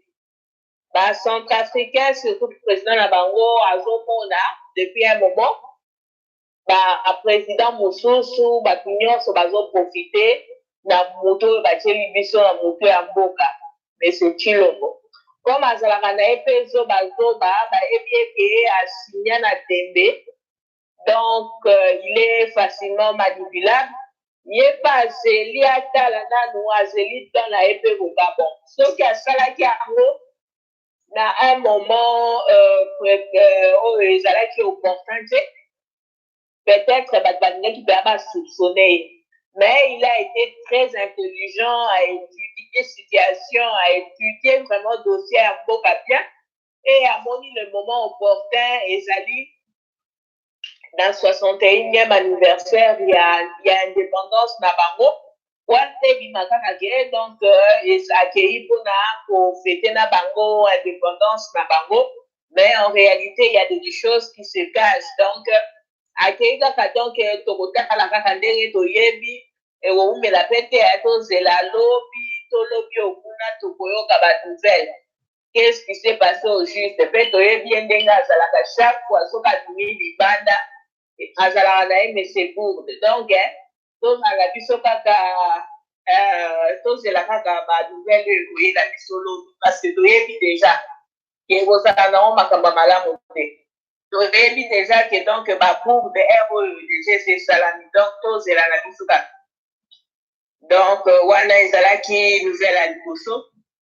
Nouvelle ya mibale na lingaki nalobela video moko vraiment oyo namonaki lelo ya bandeko na biso na Beni oyo bakendaki vraiment lisusu epai ya bato ya MONUSCO na sepelaki ezalaki na comment dire échange moko ya 30 secondes ya ndeko na biso na bato ya MONUSCO bazalaki un groupe bakomi kuna baebisi bango bayebisi bamandi koyebisa bato ya MONUSCO bino bozosala nini na mboka biso tosi todeside mpona bandeko na biso oyo bakufi mpona makila na biso ezosobanaka mikolo nyonso tolingi lisusu bino na mboka na biso te, il faut bobima, il faut bokende. Alors yoka bato ya MONUSCO alingasa neti bazer mais bino bozoyebisa biso tobima tokende me estce boyaki na bapapier bokotisaki bamemo mpona kosenga barevendication mutu bandeko na biso wana bazosila tosengi na papier tani ba revendication en côté parce que ça mboka la biso. Oui, j'ai vu ça. To l'exact yango. Solo là en tant que homme. Donc to solo na ndenge ya mibali. To l'exact vidéo wana. To l'exact ombaleleki o ba jano mwana balobaki. Donc exactement réponse wana nde en tant que homme. Donc exact mibali nde oyo bazwaka vraiment responsabilité na bango donc aza bato. Et message wana sikoyo nayebi na retourne yango epai ya bandeko na biso na Kinshasa. Tala bandeko na biso baza na bango mpe mingi te bazalaki vraiment mingi te me bakei kograve bakei kosopose na bato ya Monesco bazalaki mpe mingi te mais bazwi quand même courage na bango et na conscience na bango bayebi eza mboka na biso eza mabele na biso bakei ndenge wana bakomi kuna bato ya Monesco bazalaki na eloko ya koloba te parce que bayebi ke en réalité bato oyo baza na raison na bango ya koloba bongo biso na Kinshasa mpona tomonaka jamais bacourageux bakende jusqu'au bout bazalaka jamais à part nde tokomomona bandeko na biso oyo bakomi kobundela mboka likolo oyo kaka bandeko na biso oyo bazobundela mboka likolo oyo au moins oyo basalaki marche ya oyo marche ezalaki mpona est oyo basalaki yango na Kinshasa c'est vraiment mpona ngai eza marche ya liboso na mona bato bazodefie mpenza polise na façon wana mais ntango eske badefiaki polise ebetaki masasi polise ebetaki masasi te parce que baza na droit na bango epui bamoni ke non awa déjà ndenge bazodefie biso boye soki tomeki donc ekozala mawa na biso alors bandeko na biso na Kinshasa vraiment bolongola kobanga bolongola vraiment baide wana nyonso noir batia bino na mibu concernant makambo ezolekana na mboka na biso wana ezalaki ya mibale ya misatu toza na batindelaki biso bafoto moko ezobase na bareseau sociaux tomoni Kanambe azosala campagne na ye ya séduction mpona korevenir na 2023 même avant donc abandi campagne na ye ya séduction azosala neti aza motu moko aza fréquentable azosala neti aza na proximité ya peuple congolais nyonso wana eza campagne moko azosala e nazomona vraiment ezosala nga mawa mpona ngai nazomona on dirait bacongolais bazosouffrir na amnésie parce que azalaki la fois passée na Kisantu weekend oyo toyebisaki bino abandi batourne na ye lelo tomoni aza na mwana donc azosepavane mpona ngai na koloba te donc azosepavane likolo ya moto na kati ya vila mwana ata moto mopete ye mabanga aza te donc bacongolais on dirait tobosani makambo nyonso ya mabe asala biso on dirait tozosouffrir na amnésie moko boye ke bato bakoma mpe koyamba ye namoni batutu totutu na ye motu nyonso na foto azokanga ye foto mais vraiment il faut être amnésique kobosana mabe nyonso tato oyo epela bato tato ya bobi kuna na Congo central mais bazoyamba ye ata moto abandi libanga aza te vraiment donc eza vraiment zoba mingi e nouvelle ya suka toutaki kozwa bandeko na biso oyo bazobundela mboka baye koyebisa biso kaka eloko moko mpona bajeune surtout bajeune oyo bamesana kobima kokende na baboite na baterrasse na babar il faut basalaka attention mpona batie batuti basi eza nini moko basi batia kala yango komonaka bandeko na biso bazala mingi na makasi bajeune to bazala mingi so na makasi ya kotelema mpona kobunda te parce que mingi bakoma badroge na badroge koko ya masanga ya babiloko makasi alors ndeko na biso baexplike ndenge nini elekala alors soki bamoni alimi ake komela un verre ou deux verres boye toujours ezalaka toujours na babare nde toyebi ezalaka toujours basi batambola basi bazalaka wana bazalaka toujours tout autour alors la majorité ya basi wana eza batuti bafille tuti oyo baza bien entraîné mpona kosala wana alors ntango akoya aséduire yo mpe soki omoni ke bon nalingi nakende mosika na ye omeli un verre deux verre na ye akozwa yo soki amoni oza na mbongo baza mpe wana kaka pembeni baza na bahotel na bango oyo bazolue na bafille wana bazokanga des fois bahotel ya libimba na ville ya Kinshasa alors akomema o kuna na chambre d'hôtel soki okoza na mbongo alors bokei na ye alors ce qu'ils font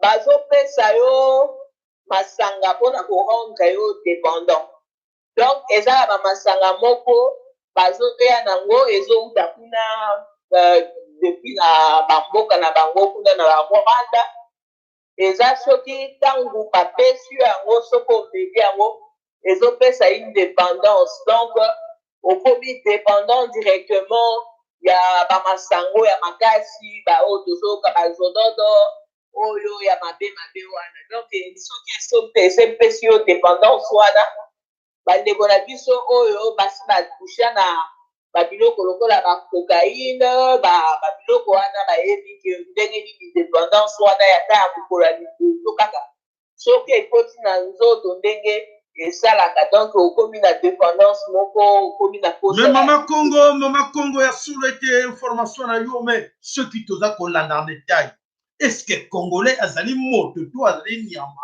po ete ayeba te ke biloko wana fallait s'attendre nango makambo oyo topesaka information bayoka to bayoka te donc soki omoni bo bazokwea na bapiège wana sevuli bazali bato akufa ntango tolobaka bato akufa po bayokaka information te na lelo bazala kati ya distraction bazali bato ya kokufa nakanisi nakalinga na kolobaka yango wana silisa na yo papa mama Congo po ete ngonga na biso ekupusani papa donc ntango soki topesi nouvelle eza ke bandeko na biso bayokaka banouvelle oyo topesaka soki topesi bayokaka parce que eloko nde tosengaki bapesa biso neti baadresse ya bahotel parce que balobi bakangaki bahotel mingi na Kinshasa bakangi bahotel mingi tolobaki bapesa biso baadresse comme ça topesa mpenza baadresse wana bandeko na biso tokoki mpe kopekisa bango kosepela te bon soki omoni okoki obali mwasi na yo comme ça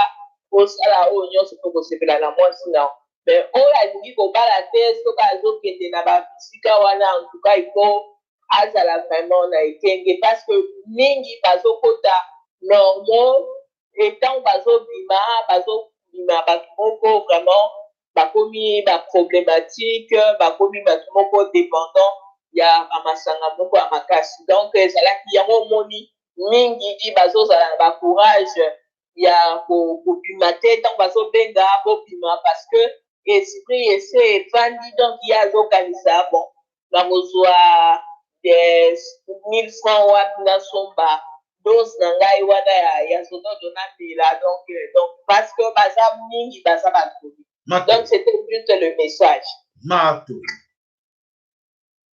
matondo mama Congo ya solete ntango na biso epusani oyo tobiaka po ete tobeta nombela vous les jeunes je pense que soki na ndako na bino boza na matanga nakanisi okolimite basorti na ntango toya kobelake bandeko bazali kokufa mboka ezali na insécurité mboka ezali na occupation rwandaise est-ce que boyebi ke mboka ezali na occupation rwandaise po moto ayebi ke mboka eza na occupation na kanisi ya kosala ngele na basorti na ye na kotambo même awa na poto tozala su na vini tozalaki nango liboso te yoke na banganda po toyebi ke tokóma na kati na kabama na insécurité mais bino boyebi ke bazoko babotola bino mboka comment bokoloba ke non topekisi bino te bokende na baambiance il faut aller na baambiance mais faut boraisonner faut réfléchir à qui vous avez affaire boyebi bato boni basi bakufi na mboka wana boyebi bato boni baperdre la vie na bango wana likolo ya nini likolo ya koyeba te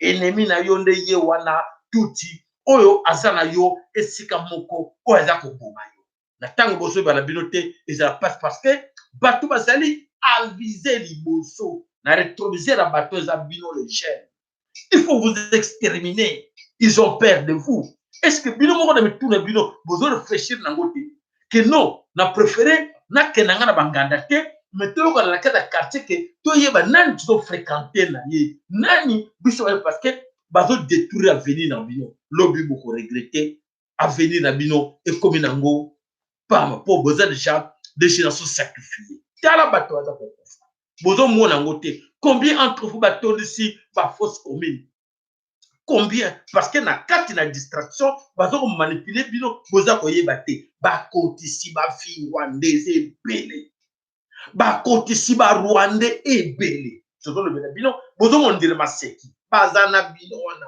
objectif na bango vous exterminer vous éliminer moke bazokende good plan bandeko toza koloba oyo ayokeli biso malamu ayokeli biso te ekozala pasi mingi po ete tobetaki mbela oyo ayokaki eza malamu oyo ayokaki te malheur na ye po ete alingi koyoka te alo mama na biso toza na mwa 2 minutes na yo alo mama losako epai na yo losako papa sayana ozoyokanga malamu tozoyoka mama vraiment na lombango totika na 2 minutes matondo papa na lombango napesi bandeko nyonso baza na ligne mbote nazoko intervenir mwa moke na makambo eza koleka na mboka na biso mpona koloba ete kaka ndenge opesaka mbela ntango ifweni nazali kotombola point moko oyo ya kisantu oyo ndenge owiti koloba na biso ete batuti batondi na kisantu donc bavize nde mboka wana me naye koyebisa na bandeko ete tozala na kobanga te na kisanto ezali na papa moko oyo eza ke tata Nguluzi Kimbangu azali kovisite asi apesi ye baminduki oyo ete bato wana nyonso ndenge eza bongo tosepela bakota mpo bakolala kala te tozali na kati ya mvita toza kobunda donc bato wana oyo bakoti wana bakanisi ke terrain na bango nde bazwi baya nde bafanda wana basala soki bisalela na bango bakolonga te ezali ntango oyo mama Kimpa Vita ata ayaki azali deja ya kotelema aye en personne amonani pa ya tata wana alobi ke tata Kimbangu azali kolanda azali koya finye oyo ezosalama makambo ezosalama likolo tozwango ala légère te yango nalobaki ete nabenga nayebisa bandeko tozala ya kolenda biso tozosala mosala ya molimo toyebi esika tokomi mbuta na ngasa yala yebi papa makolo ayebi toyebi esika tokomi kala te kongo asika ezali kobanda elongo na Nguluzi Kimbangu bakoko na biso baza ya kotelema biso mpe toza ya kotelema na molimo mama loba mokela ata 30 minutes ya kikongo ata lendi so bandeko baza na kati ya bakongo na kikongo loba nanu ya ampangizame kuna bakongo kuna kisantu kenumoni wongako kadi tata Nguluzi Kimbangu una yeyetu mama Kimpa Vita una watelema yeno atuti nuna kuna kisantu nuzaya kontango eno ifwene sino afua kenu awontono tata Kimbangu yani una mvuluzi ya ndombe una watelema kaka zetu za wontono bena watelema idianu tunavovavo ampangi zetu kuna kisantu kuna bakongo ya mbimba nutelama tangu ya vita nutelama muna nkumu ya tata mvuluzi Kimbangu.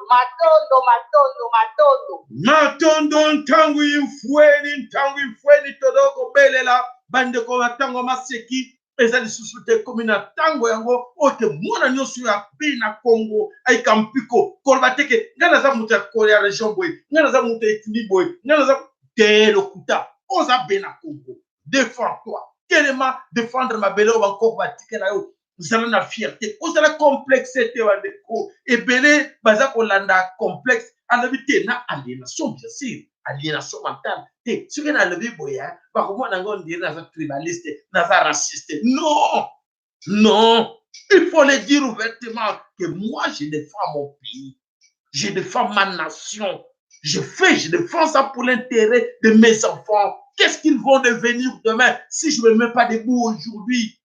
Ne suivez pas ce qu'Emmanuel Macron est en train de vous dire. Parce qu'Emmanuel Macron sait que ceux qui viennent vous mettre debout, aujourd'hui, va comme une faillite.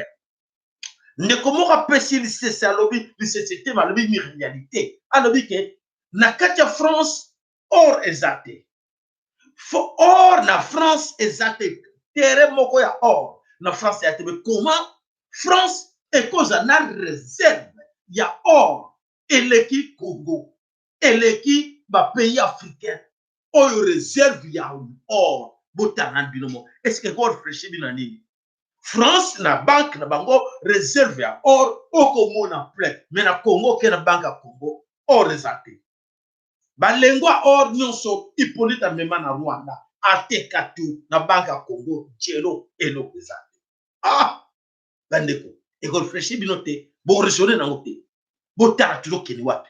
Toko tikela bana na biso ni héritage OK bati soit dominer bango tout est le bateau boya. C'est la détermination d'un peuple. To lobby les deux lobby et bani makamwe bani cause la te bengande benga dindeko benga ba jeune lutelama ba jeune botelema si mama bandugu yangu botelema to bundela mboka na biso awa ba français ba bundela mboka na bango siki ba français musu ba ventiler yoko ba Emmanuel Macron bazo ko sabino musu bazake non nous voulons la paix nous arrêtez, c'est faux.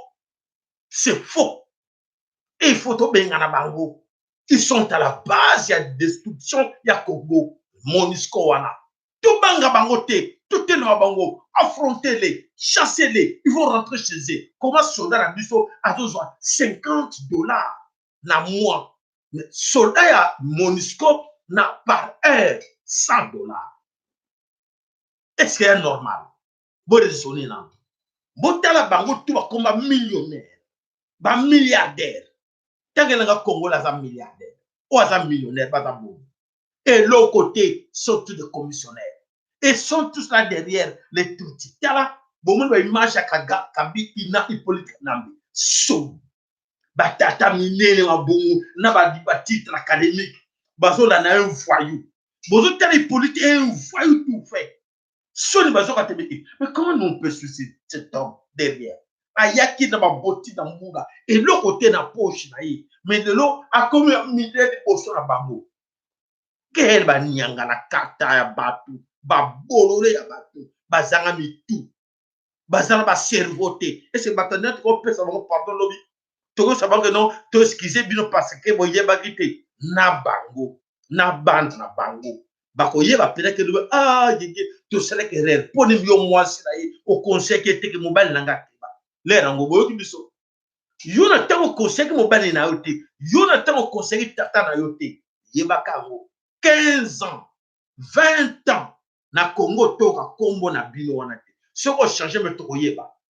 Boko perdre nyonso boyibaki o bomi ce peuple ko. Mvulu salibina lebela bino yango. O ezalo laka mvulu skimbango. Boko perdre tout parce que bobomi si bandeko, bomi bandeko nzala, ikolo na bino, ikola le koso. Nzembo moko yemba soki nakola ki motema lo soki nakola ki motema lo koso nde na simba magie bo ba yemi nzembo ya zaiko nzembo ya bibi ombale pe ya sonam ayemba nzembo wana na nzembo kumo fani holanda ngo bo yoka no baloba soki malamu po nakola ki motema lokoso te. Soki nakola ki motema lokoso nde na simba magie. Tant que kokola ezalaki ndenge wana. Et voilà, ils sont tous dans la carte de ma domination. Ils sont tous dans la carte de ma loge parce que bato na lokoso. Bazo trahir mboka na parce que lokoso, si tu l'omboe la sekila, lokoso ne te mémisier. Et sa personnalité, et sa lokoso. Et alors, ce qui se trouve aujourd'hui, ce qu'a commis le lot, à se trouver la Centrafrique, c'est Kagame qui l'a envoyé. Kagame a tenu parce que Kagame a tenu qui na Centrafrique, mission a tenu là qui échoua qui. Et voilà, a tenu Siko Chulombo, kende pour côté contre le monde, on est Banga, Nord-Wana. Il faut que Kagame qui a promettre, le président Centrafrique, n'a pas de problème de liquidité, il faut le promettre de puits d'or. Yo tine pe ba soda na yo. Yo sécuriser koto. Nous te donnons ba mine. Sarabo nzoka te nyoso wana jelo. Ekolekate. Ekolekate parce que nous avons ba nkoko na biso ateri ya ikimpi ko ngui. Oyo ko meka ko regretter. Boko mona makambo ko na pays na bango. Crise ko kota na France, Emmanuel Macron a collé là. Les Français, malheur à vous. Parce qu'il fallait se mettre debout comme les gilets jaunes, dire non à Emmanuel Macron. Comment vous induit en erreur? Et beaucoup parmi vous, vous allez regretter cela. Ce n'est pas notre faute. Vous serez punis parce que vous avez un président qui est un escroc, un aventurier tout fait. Regarde, il crée des guerres dans le pays africain.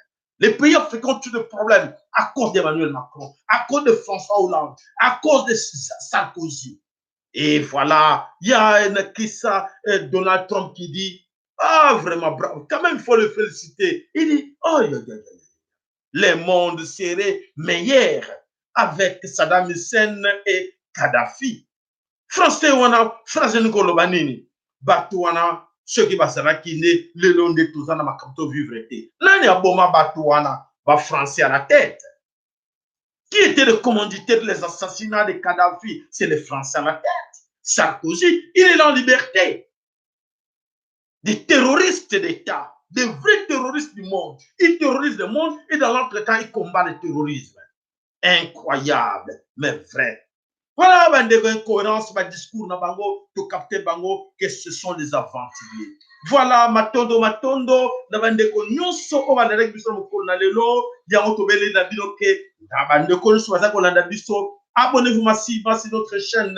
N'oubliez pas de partager nos émissions à vos amis. Toza ko bele la mabele ko Congo, mabele na yo, mabele bankoko na yo, mabele ko tika la bana na yo comme héritage. To pesi no sako o nous sur le biso, to bo sante bande ko bazali sur place. Toko banana OAC, Massava Martin, Congo Terre, Ndeko Juma, Tobo Sanote Sigozali Mamastera Maria, Congo Terre, Kassavubu, Topesi Binonos Moto, notre sponsor officiel, Muta MKN. Tobo Sanité Tatanabiso, Abundanan Koi Sambo, le sacre painayo, Neko, Dinke la Lemba, le sacre painayo, Kokonzinga, Li. Si Big Mama le sacre painayo ya soleke bozarake belem konalelo to pese la canabiso lobby pour la suite ya information na biso yenge bambuta nyonso bayaya bilenge nyonso to pese bino le sacre to lobeke lobby na 20h pour la actualité na biso.